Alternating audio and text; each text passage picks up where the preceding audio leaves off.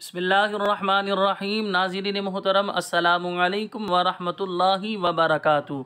नाज़रीन मोहतरम, आज हम निकाह नामे की तफसील आपके सामने बयान करेंगे कि निकाह नामा जो है वो किस तरह भरा जाता है और निकाह नामे के अंदर कितने कॉलम होते हैं। सबसे पहले बुनियादी बात ये याद कर लें, निकाह नामे के अंदर जो टोटल कॉलम होते हैं वो 25 होते हैं। अच्छा, उस निकाह नामे पर क्या लिखा होता है, इस हवाले से आज हम आपके सामने बयान करेंगे। आपसे गुजारिश है वीडियो को पूरा देखिएगा।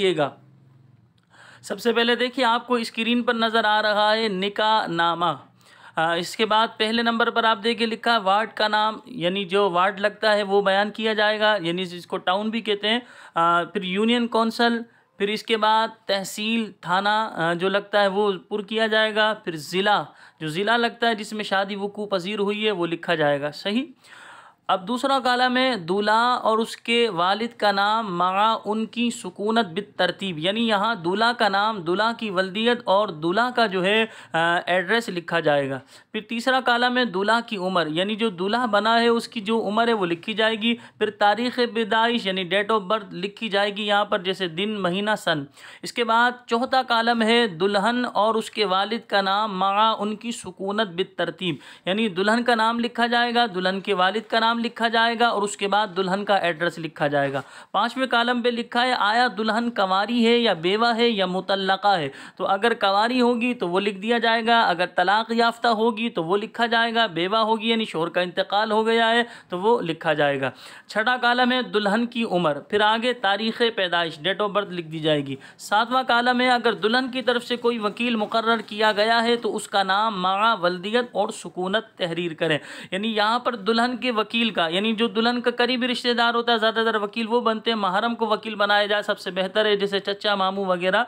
तो लिहाजा यहाँ पर दुल्हन के वकील का जो है नाम लिखा जाएगा, उनकी वल्दियत लिखी जाएगी और उनका एड्रेस लिखा जाएगा। उसके बाद आठवां कॉलम है, उसमें लिखा है दुल्हन के वकील के तकर्रुर के बारे में गवाहों के नाम माँ वल्दियत व सुकूनत और उनकी दुल्हन के साथ रिश्तेदारी बयान कीजिए, यानी गवाह नंबर 1 में दुल्हन के जो वकील का तकर्रुर के गवाहान है वो लिखे जाएंगे, यानी गवाह नंबर 1 इनका नाम लिखा जाएगा, इनकी वल्दियत लिखी जाएगी और इनका एड्रेस लिखा जाएगा। यानी इसको और आसान करके बयान करूं, एक वकील बन गया और दुल्हन की तरफ से ये 2 गवाह बनते हैं। पहले गवाह का हमने नाम लिख दिया, उसके बाद दूसरे गवाह भी इसी तरह लिखा जाएगा कि इनका नाम, इनकी वल्दियत और इनका एड्रेस, और यहाँ पर पहले गवाह की क्या रिश्तेदारी है दुल्हन की वो लिख दी जाएगी, दूसरे गवाह की क्या रिश्तेदारी है वो भी लिख दी जाएगी।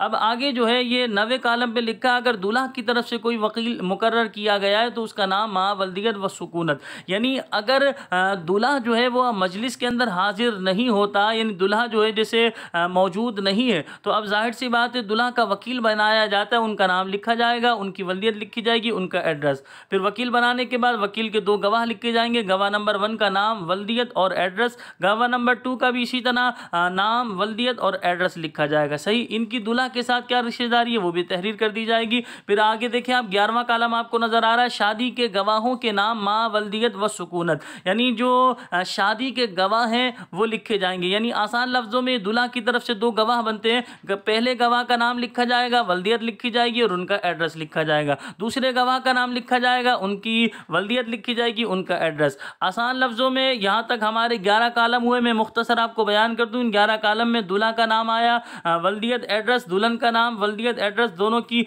उम्रें और दुल्हन की तरफ से 3 बंदों के नाम लिखे गए, 1 वकील 2 गवाह। और अगर दूल्हा हाजिर नहीं होगा, वैसे उमूमन हाजिर होता 99%, लेकिन बिलफर्ज हाजिर नहीं हुआ तो फिर दूल्हा की तरफ से एक वकील बनाया जाएगा, उसका भी नाम, वल्दियत और उनका एड्रेस लिखा जाएगा। फिर वकील के तकर्रुर के 2 गवाह, उनके भी नाम, वल्दियत और एड्रेस लिखे जाएंगे। फिर ये शादी के जो गवाह हैं ये दूल्हा की तरफ से 2 गवाह बनते हैं, इनके नाम, वल्दियत और इनका एड्रेस लिखा जाएगा। यहाँ तक हमारे 11 कॉलम मुकम्मल हुए। कॉलम नंबर 12 की तरफ हम आते हैं। कॉलम नंबर 12 है शादी सरंजाम पाने की तारीख, यानी किस तारीख को ये शादी हुई है वो लिख दी जाएगी, महर की कितनी रकम है वो बयान की जाएगी। फिर उसके बाद ये पूछा जा रहा है कॉलम नंबर 14 में कि महर की कितनी रकम मुअज्जल मुअज्जल है और कितनी मुअज्जल, यानी आसान लफ्ज़ों में कितनी कैश अदा की जा रही है और कितनी बाद में अदा की जाएगी। कॉलम नंबर 15 है, आया महर का कुछ हिस्सा शादी के मौके पर अदा किया गया है, यानी मिसाल के तौर पे 1 लाख रुपए महर लिखा गया, उसमें से 50 अगर अभी अदा किए गए तो 50,000 रुपये तहरीर कर दिए जाएंगे।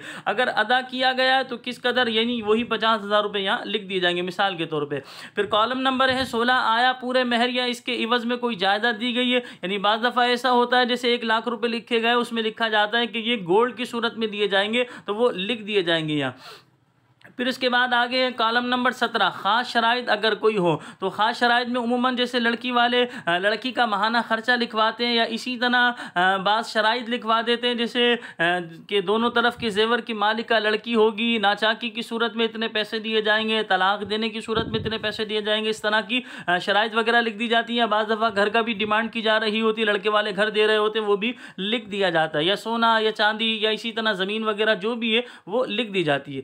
आया शोहर ने तलाक का हक बीवी को तफवीद कर दिया या नहीं, 18वां कॉलम है ये, यानी इसमें ये होता है तफवीद का माना सिपुर्द कर दिया, यानी तलाक का इख्तियार औरत को दे दिया है या नहीं। तो ये एक थोड़ी सी मुश्किल बहस है, आसान लफ्ज़ों में यानी कि बाज़ सूरतों में औरत को भी तलाक का हक दिया जा सकता है। अगर कर दिया है तो कौन सी शराइत के तहत, यानी कोई शर्त होगी तो वो शर्त भी लिख दी जाएगी। कॉलम नंबर 19 से, आया शोहर के तलाक के हक पर किसी किस्म की कोई पाबंदी लगाई गई है तो वो तहरीर की जाएगी। कॉलम नंबर 20, आया शादी के मौके पर महर व नान नफ़क़ा वगैरह से मुताल्लिक कोई दस्तावीज़ तैयार की गई है, अगर की गई है तो उसकी मुख्तसर मंदरजार, यानी मुख्तसर तहरीर कीजिए, यानी महर नान नफ़क़े के हवाले से, जैसे मिसाल के तौर पे 10,000 रुपये माहाना जेब खर्च जो है दूल्हा देगा, इसी तरह जो है महर के हवाले से कोई डिटेल हो तो वो लिख दी जाएगी। इसी तरह और कोई बात हो इसी पैसों वगैरह के हवाले से, जायदाद प्रॉपर्टी के हवाले से, तो वो मुख्तसर लिख दी जाएगी। कॉलम नंबर 21 से, आया दूल्हा के यहाँ पहले से कोई बीवी मौजूद है तो अगर बीवी मौजूद होगी तो वो लिख दी जाएगी, यानी दूल्हा दूसरी शादी कर रहा है तो लिहाजा वो लिख दी जाएगी। इसी तरह कॉलम नंबर 22 से नंबर तारीख मुरासला, जिसके ज़रिए सालसी कौंसल ने दूल्हा को दूसरी शादी करने की इजाज़त दी है तो वो परमिशन की जो सूरत होती है वो यहाँ तहरीर कर दी जाएगी। आया कॉलम नंबर 23 से, जो काजी साहब निकाह पढ़ा रहे उनका नाम, वल्दियत और उनका एड्रेस लिखा जाएगा। फिर शादी को दर्ज रजिस्टर कराने की तारीख लिखी जाएगी, फीस रजिस्ट्रेशन जो अदा की गई वो लिखी जाएगी। अब मैं आपको सिग्नेचर दिखा रहा हूँ, लोग सिग्नेचर के हवाले से भी पूछते हैं कि किस किस के सिग्नेचर होंगे, तो ये देखिए लिखा है दूल्हा के दस्तखत, फिर इसी की सीट में देखिए आप दुल्हन के दस्तखत, फिर इसी तरह दूल्हा के नीचे दूल्हा के वकील के दस्तखत, फिर दुल्हन के नीचे दुल्हन के वकील के दस्तखत, दुल्हन के वकील के तकर्रुर के 2 गवाहान हैं, गवाह नंबर 1 गवाह नंबर 2, इसी तरह दूल्हा के वकील के तकर्रुर के गवाहान में गवाह नंबर 1 गवाह नंबर 2। लेकिन ये मैंने आपको बताया दूल्हा का वकील उस सूरत में बनता है जब दूल्हा हाजिर मजलिस ना हो, यानी हमारी मजलिस में ना हो। अगर मजलिस में होता है तो इस पर टिक लगा दिया जाता है, दूल्हा के वकील के कालम पर भी और ये गवाहान के कालम पर भी टिक लगा दिया जाता है, यानी इसकी ज़रूरत नहीं है। लेकिन अगर दूल्हा मौजूद नहीं है और जो है उनके वकील हजरात मौजूद होंगे तो फिर उनकी जाहिर सी बात है नाम वल्दियत लिखी गई तो उनके सिग्नेचर होंगे।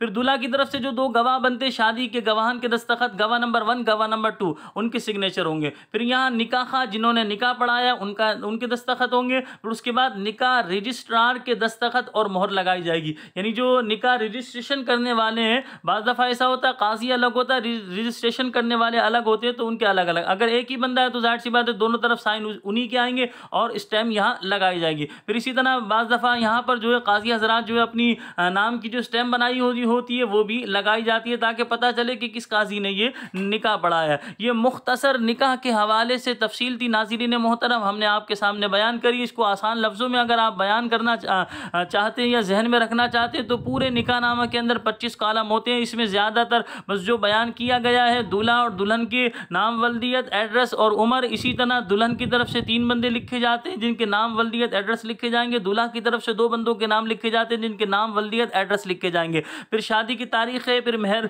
नान नफ़क़े के हवाले से कुछ शराइत वगैरह हो तो वो लिखा जाएगा। जिन काजी साहब ने निकाह पढ़ाया उनका नाम, वल्दियत, एड्रेस लिखा जाएगा और ये सिग्नेचर के कालम होते हैं, सिग्नेचर करा लिए जाते हैं। टोटल 4 परत होते हैं जिसमें से एक दूल्हा वालों का होता है, एक दुल्हन वालों का होता है और 2 काजी साहब के पास होते हैं, वो अपनी फार्म में जो है उन्हें जमा कराने होते हैं। इस तरह ये 4 परत होते हैं। तो लिहाजा ये मुख्तसर मुख्तसर निकाह के हवाले से हमने आपको इन्फॉर्मेशन दी। आपसे गुजारिश है वीडियो को आप आगे भी शेयर कीजिएगा, हमारे चैनल को सब्सक्राइब कर लीजिए। अल्लाह करीम की बारगाह में दुआ है जिन घरों में जवान बहनें बेटियां अच्छे रिश्तों के इंतज़ार में बैठी हैं, ऐसी बहनों बेटियों को अल्लाह पाक अच्छे और नेक रिश्ते अता फरमाए। अल्लाह करीम हमें हर किस्म की आफात व बलैया से महफूज फरमाए। अस्सलामु अलैकुम व रहमतुल्लाहि व बरकातुहू।